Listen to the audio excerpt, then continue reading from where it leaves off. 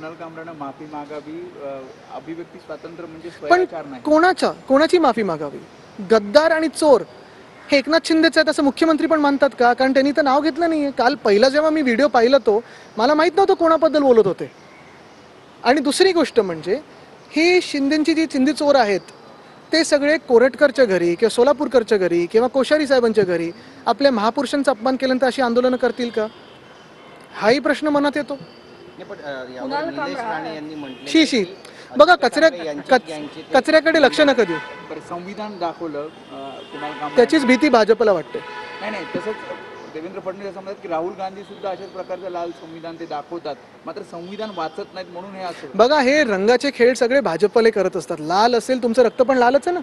आपल्याला आठवत असेल हीच भाजप आहे जे महाराष्ट्रात शेतकऱ्यांचा मोर्चा मुंबईकडे येत होता तेव्हा त्यांना अर्बन नक्सल आणि माओवादी बोललेले, जे शेतकरी आत्महत्या करत होते, ज्या शेतकऱ्यांची परिस्थिती अजूनही बिकट आहे आणि ज्या शेतकऱ्यांना कर्जमाफी देऊ असं सांगून भाजपने आत्ता फसवलं ह्यांच्याबद्दलच बोलतात.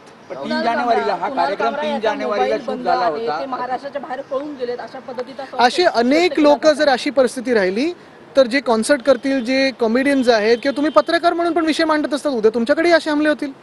मुख्यमंत्र्यांची ही जबाबदारी आहे की ह्या अंडरमाइन करण्याच्या प्रोसेसला बळी न पडता त्यांनी त्यांचं वर्चस्व काय, त्यांचा धाक काय हा दाखवून द्यावा. 3 जानेवारीला आणि नाहीतर हे अशी आंदोलनं मग कोणी कोणाच्या विरुद्ध बोललं तर मग मुख्यमंत्र्यांनी कारवाई नाही करणार असं मुख्यमंत्र्यांनी सांगून द्यावं. 3 जानेवारीला हा कार्यक्रम शूट झाला होता, मात्र जे